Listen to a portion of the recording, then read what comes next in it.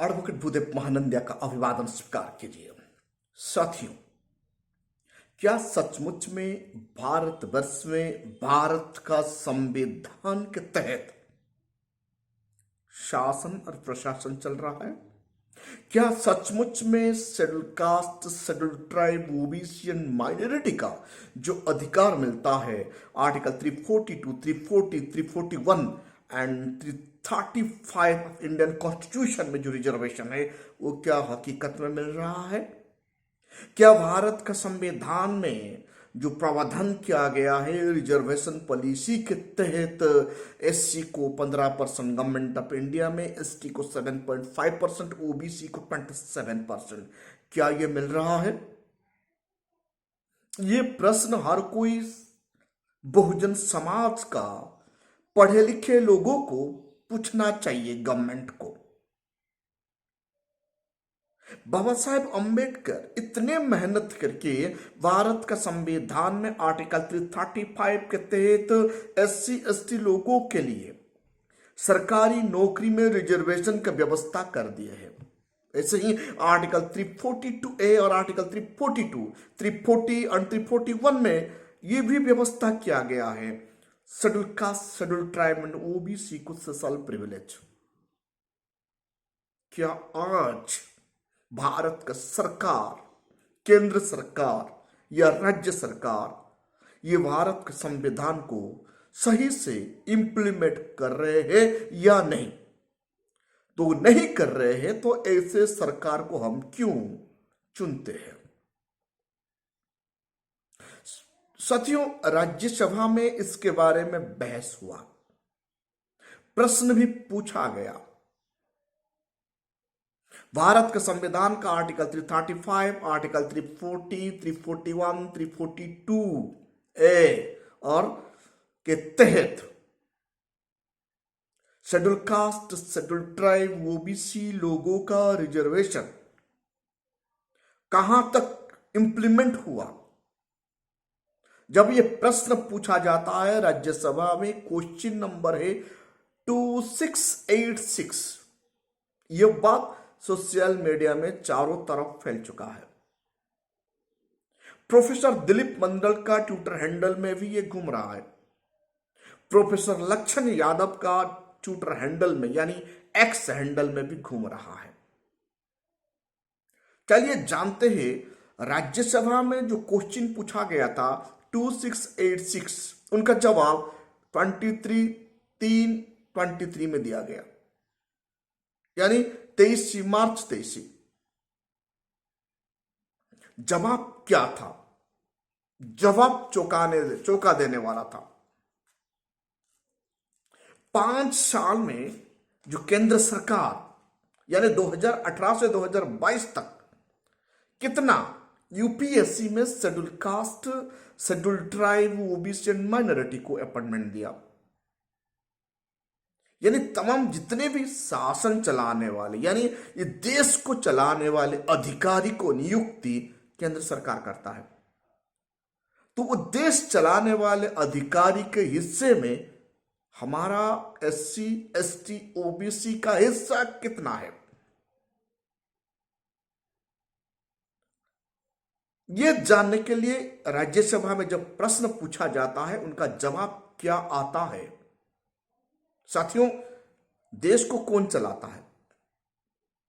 देश को चलाने के लिए अधिकारी आवश्यकता होते हैं जो एग्जीक्यूटिव को, कोई भी ऑर्डर को एग्जीक्यूट करते हैं, माने कार्यकारी करते हैं, उनको फील्ड में एक्शन में लाते हैं। वैसे अधिकारी एससी, एसटी, ओबीसी, माइनॉरिटी को उनका संख्या से हिसाब से होना चाहिए ना नहीं होना चाहिए? डेमोक्रेसी नेशन में सबका बराबरी का हिस्सा होना चाहिए, समानता का हिसाब से भारत का डेमोक्रेसी चलता है, जो आर्टिकल 14 में लिखा गया है। भारत का संविधान निर्माता डॉक्टर बाबा साहेब अंबेडकर जब संविधान लिख रहे थे आर्टिकल 14 के तहत ये लिखते हैं कानून का सामने सबको बराबरी हक और अधिकार मिलना चाहिए। इसीलिए स्पेशल प्रिविलेज रखे हैं आर्टिकल 335 में एससी एसटी का नौकरी का सेक्टर में रिजर्वेशन के लिए, और आर्टिकल 16 में इक्वल अपॉर्चुनिटी दिलाने के लिए रखे हैं, और आर्टिकल 341, 340, 342A में एससी एसटी ओबीसी को स्पेशल प्रिविलेज दिए। क्या इतना आर्टिकल को सही से केंद्र सरकार और राज्य सरकार भारत में पालन कर रहे हैं या ठेंगा दिखा रहे हैं? साथियों, जब प्रश्न पूछा जाता है राज्यसभा में क्वेश्चन नंबर 2686, उनका जवाब मिलता है 23 मार्च 2023 में। चलो जानते हैं शेड्यूल कास्ट का कितना रिजर्वेशन, एसटी का कितना रिजर्वेशन, ओबीसी का कितना रिजर्वेशन है। कानून के तहत, भारत का संविधान के तहत और संविधान सभा द्वारा यानी पार्लियामेंट द्वारा बनाया गया कानून के तहत एससी को मिलता है भारत में कितना रिजर्वेशन, एसटी को मिलता है कितना रिजर्वेशन, ओबीसी को मिलता है कितना रिजर्वेशन केंद्र सरकार के तहत से। आप लोगों को मैं ये बताओ, हमारा कानून कॉन्स्टिट्यूशन ये बताता है, जो कॉन्स्टिट्यूशनल लॉ बताता है, एससी को 15% रिजर्वेशन केंद्र सरकार में, एसटी को 7.5 रिजर्वेशन केंद्र सरकार में, और ओबीसी को 27% रिजर्वेशन, कुल मिलाकर 49.5% रिजर्वेशन हो रहा है। यानी 50 से एक्सीड नहीं हो रहा है 90% पॉपुलेशन को। वो जो 49% रिजर्वेशन से भी हमारा हकमारी कैसे किया जा रहा है, यानी शासन और प्रशासन ने प्रशासनिक अधिकारी बनाने के लिए कितना मनुवादी कतराता है, कितना डरता है, उन मतलब जस्टिस, सोशल जस्टिस इन लोगों का पास कैसे नहीं है, इस रिप्लाई से पता चलता है। एक्चुअली एससी को 15% मिलना चाहिए था, लेकिन 2018 से लेकर 2022 के डाटा से हिसाब से जितने भी भारतवर्ष में कुल 4365 IPS पोस्ट निकला, उनमें से एससी को 7.65 ही मिला।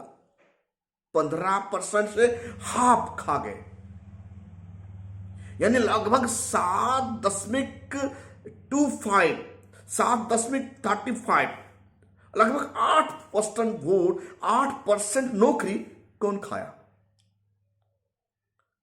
ऐसे एसटी को मिलना चाहिए था 7.5, उनको अपॉइंटमेंट किया गया 3.8, और 50% नौकरी कौन खाया? एसटी का हिस्सा। वैसे ही ओबीसी को भारतवर्ष में 27% मिलना चाहिए था, लेकिन उन्हें मिला लगभग 15.92, यानी 40% ओबीसी का नौकरी कौन खाया? ये नौकरी कौन खा रहा है? इनको सोशल मीडिया में एक्स हैंडल में, यानी ट्विटर हैंडल का नाम आज एक्स हैंडल हो गया है, बहुजन समाज का प्रोफेसर दिलीप मंडल और लखन यादव शेयर कर दिए हैं, और राज्यसभा टीवी से भी ये जवाब मिलता है, प्रश्न का जवाब। साथियों, 2018 में टोटल 906 पोस्ट आईएएस निकला, यानी यूपीएससी ने निकाला। उनमें से एससी को मिला 68, एसटी को मिला 31, ओके, ओबीसी को मिला 134। मतलब आप देखिए कैसे हकमारी किया जा रहा है। ओनली 7.65% ही दिया गया। वैसे 2019 में टोटल पोस्ट निकला 733, उनमें एससी को मिला 65, एसटी को मिला 330 और ओबीसी को मिला 136। यानी यहां भी 2019 में भी एससी को सिर्फ 7% ही नौकरी मिला, और बाकी 50% जो रहता है वो कौन खाया? ओबीसी का भी 45%, जब कौन खाया? 2020 का डाटा देखिए, 2020 में 858 पोस्ट निकलता है, उनमें से सिर्फ 61 पोस्ट एससी को, 29 एसटी को, 133 ओबीसी को, बाकी सब जनरल खा जाता है, ब्राह्मण खा जाते हैं। 2021 का डाटा ये बता लाता है 862 यूपीएससी ने निकाला, उनमें से 71 पोस्ट एससी के लिए, 34 पोस्ट एसटी के लिए, 145 पोस्ट ओबीसी के लिए, और बाकी सब ये 10% लोगों के पास चला गया। ऐसे 2022 का डाटा उठा के देखिए, 1006 पोस्ट यूपीएससी ने निकाला, उनमें से सिर्फ 69 पोस्ट ही शेड्यूल कास्ट को मिला, 42 पोस्ट एसटी को मिला और 147 पोस्ट ओबीसी को मिला। यानी कुल मिलाकर 4665 पोस्ट में से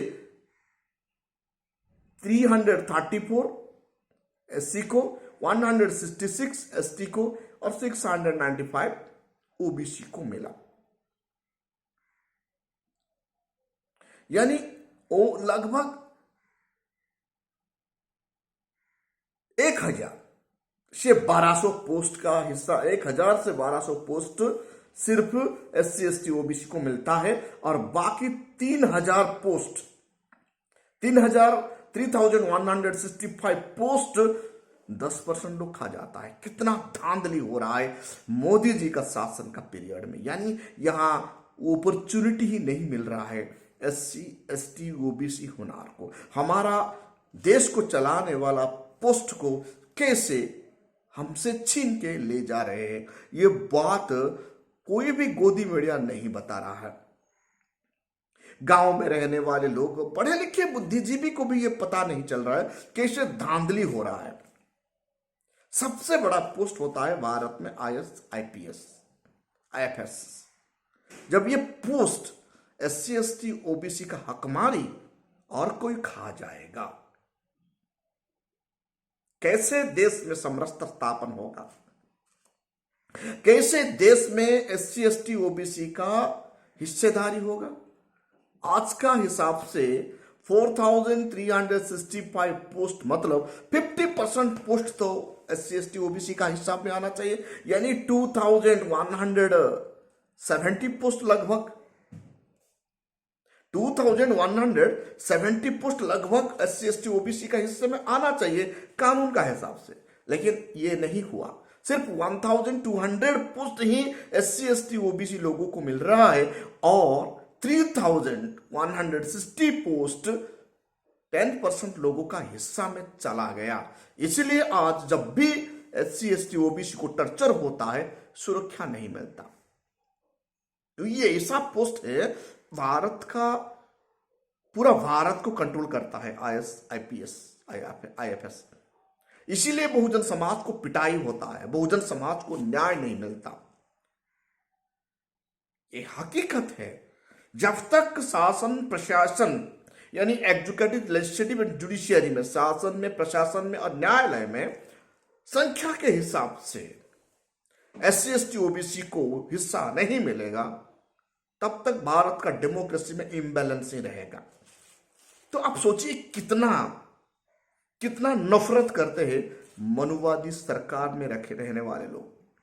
आरएस प्रवीण कुमार इसीलिए तो बताते हैं, मनुवादी पार्टी हमें भिखारी बना दिया है, हमको भीख मांगने के लिए छोड़ दिया है। 5 साल में एक बार हम वोट देते हैं और उसके बाद भीख मांग रहे हैं। ताकत देखिए, पॉलिटिकल पावर का ताकत देखिए, कैसे 2018 से 2022 तक भारत का रिजर्वेशन पॉलिसी को धज्जियां उड़ाए, रिजर्वेशन पॉलिसी को कैसे वायोलेशन किए। इतना हिम्मत कहां से मिलता है आर्टिकल 335 को वायोलेशन करना, आर्टिकल 340, 341, 342, आर्टिकल 16 और 14 को डायरेक्टली कैसे वायोलेट कर रहा है। ये वायोलेट करना संभव इसीलिए हो पा रहा है, एग्जीक्यूटिव में मनुवादी है, लेजिस्लेचर में मनुवादी है, जुडिशियरी में मनुवादी है। आप जाए तो जाए, कहां जाए। पुलिस स्टेशन में आप एफआईआर करेंगे, आपका एफआईआर दर्ज नहीं होगा। लोअर कोर्ट में केस करेंगे, वहां भी मनुवादी बैठा हुआ है, वो आपको न्याय नहीं दिलाएगा। हाई कोर्ट जाएंगे, वहां भी मनुवादी बैठा हुआ, वो भी आपको न्याय नहीं देगा। सुप्रीम कोर्ट जाएंगे, न्याय का उम्मीद ही छोड़ दीजिए, क्योंकि न्याय जब डिस्चार्ज होता है, न्यायालय में भी लोगों को, यानी schedule caste, schedule tribe, OBC का रिप्रेजेंट रहना चाहिए, वो नहीं हो रहा है। इसलिए मनुवादी पार्टियों को हिम्मत मिलता है रिजर्वेशन पॉलिसी का धज्जिया उड़ाया जाता है। आर्टिकल 14 को डायरेक्टली वायोलेशन किया जाता है। आर्टिकल 16 को कोई पूछने वाला ही नहीं है। आर्टिकल 335 के तहत जो शेड्यूल कास्ट शेड्यूल ट्राइब का अपॉइंटमेंट सेक्टर में रिजर्वेशन गवर्नमेंट नौकरी में, उनको बिल्कुल वायोलेशन किया गया है और ओबीसी का हक मारा गया है, एसटी का हक मारा गया है। अभी हम नहीं सुधरेंगे तो कभी नहीं, क्योंकि गलती जो भी करे ना क्यों, एग्जीक्यूटिव गलती करता है तो जुडिशियरी में भी मनुवाद ही बैठे हुए हैं, लेजिस्लेचर में भी मनुवाद ही बैठे हुए हैं, प्रेस मीडिया में मनुवाद ही बैठे हुए हैं, तो आपको न्याय कहां मिलेगा? इसलिए 2018 से 2022 का डाटा हैरान कर देने वाला डाटा है।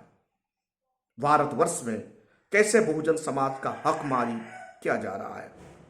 इनका एकमात्र उपाय है बहुजन समाज का लोगों को, यानी भारत का लगभग 95% पॉपुलेशन, बिहार का जनगणना से पता चलता है 95 से 96% पॉपुलेशन बहुजन समाज का है। तो बहुजन समाज को हिस्सा प्राप्त करने के लिए पॉलिटिकल ताकत को इकट्ठा करना ही होगा।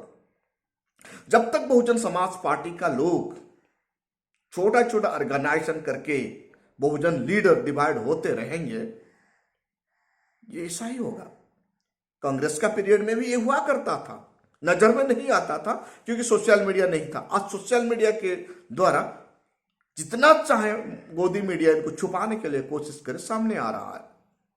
प्रोफेसर दिलीप मंडल और प्रोफेसर लखन यादव का एक्स हैंडल में क्लियरली ये पता चल गया, और राज्यसभा का रिपोर्ट क्वेश्चन नंबर 2686 में भी ये लोगों का सामने आ चुका है। आप सोचिए, आप लोग सोचिए, कैसे हमारा हकमारी किया जा रहा है, कैसे हमारा नौजवान का जो नौकरी, हमारा जो हिस्से का नौकरी है, यानी रिजर्वेशन पॉलिसी के तहत 7 जो होना चाहिए एससी का 15% सिर्फ दिए है 7.65, एसटी को होना चाहिए थे 7.5%, सिर्फ उन्हें मिला 3.8%, ओबीसी को मिलना चाहिए था 27%, सिर्फ उन्हें दिया गया 15.92%, लगभग 16%।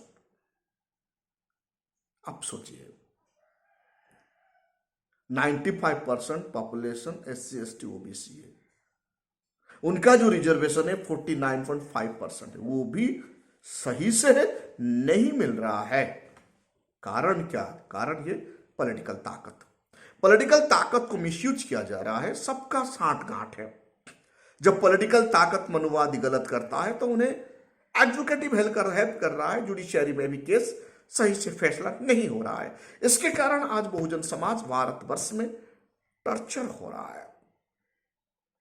बहुजन समाज अभी नहीं जागेगा तो कभी जाग नहीं पाएगा। ये 2018 से 2022 में जो भारत का नीति निर्धारण करने वाला अधिकारी पोस्ट, भारत का हर कोई कार्य को एग्जीक्यूटिव करने वाला पोस्ट जब एससी एसटी ओबीसी लोगों का हाथ से छीना जाएगा, उनका 50% जब देके और 50% जब और कोई दूसरा जाति खाएगा, दूसरा कम्युनिटी खाएगा, तो यहां कैसे इक्वालिटी एस्टैब्लिश होगा? इक्वालिटी एस्टैब्लिश करने के लिए आर्टिकल 14 में बाबा साहेब लिखे हैं। तो ये डेमोक्रेसी ऐसा नहीं चलता। जितना संख्या भारी उतना उनका हिस्सेदारी होना चाहिए, जो दादा साहेब कांशीराम कहते हैं। आज ऐसा नहीं हो रहा है। भारत में एससी एसटी ओबीसी लोगों को सड़क पर भीख मांगने के लिए छोड़ दिया गया है। बीजेपी आज एक ऐसे कर रहा है, कांग्रेस भी ऐसा ही क्या करता था। नहीं तो 1950 से भारत का संविधान देश में इंप्लीमेंट हुआ, आज तक एक आर्टिकल 14 को इंप्लीमेंट सही से नहीं किए लोग। भूल जाइए आर्टिकल 335 को, भूल जाइए आर्टिकल 340 को, भूल जाइए आर्टिकल 342 को, क्योंकि ना इनको एलर्जी है। रिजर्वेशन का नाम पर लोगों को एलर्जी होता है। आज का तारीख में रिजर्वेशन सबको मिलता है, फिर वो रिजर्वेशन को सही से इंप्लीमेंट नहीं करने का मतलब क्या है? जो ऑफिसर, जो एग्जीक्यूटिव है, जो लेजिस्लेचर है, जिन लोगों ने ये गलती की है, उनको क्या सजा मिलेगा? ओआरबी रिजर्वेशन एक्ट को वायोलेशन करना, मतलब आर्टिकल 335 को वायोलेशन करना, आर्टिकल 14 को वायोलेशन करना, आर्टिकल 16 को, आर्टिकल 342 को, आर्टिकल 340 और 341 को वायोलेशन करना। कितना बड़ा अपराध है। ऐसे अपराधियों को कब सजा मिलेगा? जी, इन लोगों को सजा नहीं मिलेगा, क्योंकि इन लोगों का साठ गांठ है। सजा तो मिल रहा है बहुजन समाज का लोगों को। इसलिए आज भी इकोनॉमिकली वो कमजोर है, सोशली कमजोर है, पॉलिटिकली कमजोर है। बहुजन समाज का लीडर को ये लोग चोर बताते हैं। हमारा बोले वाले समाज इस खेल को समझ नहीं पा रहा है। भारत का यूनिवर्सिटी जितना है, सेंट्रल यूनिवर्सिटी में बहुजन समाज का हिस्सेदारी ना की बराबर है। इन लोगों ने एजुकेशन सिस्टम को ही बर्बाद कर दिया भारत में, मनुवादियों ने हेल्थ सिस्टम को ही बर्बाद कर दिया भारत में, मनुवादियों ने। एजुकेशन को बर्बाद के लिए प्राइवेट एजुकेशन लाया गया, जो कि गरीब लोग पढ़ नहीं पाएंगे। हेल्थ को बर्बाद करने के लिए प्राइवेट हेल्थ सिस्टम लाया गया, जो कि लाखों करोड़ों खर्चा होता है, गवर्नमेंट हॉस्पिटल को बर्बाद कर दिया। इसीलिए सोचने का वक्त आ चुका है। बहुजन समाज को यूनाइटेड होके इनके बारे में चिंतन मनन नहीं करेंगे तो आने वाला कल बहुजन समाज का नस्ल ही यहां भिखारी बन जाएगा, कोटोरा लेके सिर्फ भीख मांगने के लिए ही बचेगा। डेमोक्रेसी में जो भी कम्युनिटी का हिस्सेदारी नहीं रहता, उस डेमोक्रेसी में इस वो कम्युनिटी का कोई सुरक्षा नहीं होता। संवैधानिक हिसाब से भारतवर्ष में schedule caste, schedule tribe, OBC, minority और जनरल 5 कम्युनिटी होते हैं। उनका संख्या से हिसाब से सबको बराबरी हिस्सेदारी मिलना चाहिए, जो आर्टिकल 16 और आर्टिकल 14 में इक्वालिटी बिफोर द लॉ बताता है। फिर भी ये लोग एससी का हिस्सा क्यों खा रहे हैं, एसटी का हिस्सा क्यों खा रहे हैं, ओबीसी का हिस्से क्यों खा रहे हैं? ये खाने वाले का जो इलीगल अपॉइंटमेंट हुआ है, वो नौकरी कब उनका खिलाफ एक्शन होगा, और रिजर्वेशन पोस्ट का नौकरी कौन कर रहा है, ऐसे लोगों कब आइडेंटिफाई होंगे? ये प्रश्न मैं आप लोग का ऊपर छोड़ दिया है। आपको हमारा वीडियो अच्छा लगा तो इनको लाइक कीजिए, कमेंट कीजिए और शेयर कीजिए।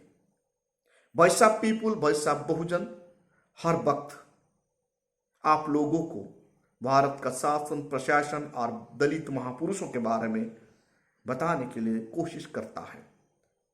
इस चैनल को बचाना आपका जिम्मेदारी है। आप लोग नहीं बचाएंगे तो ये चैनल बच नहीं पाएगा, क्योंकि ये चैनल आप लोगों का लाइक, कमेंट और शेयर से चलता है। काइंडली इनको सब्सक्राइब कीजिए, लाइक कीजिए और अपना सुझाव जरूर लिखिए। Thank you. जय भीम।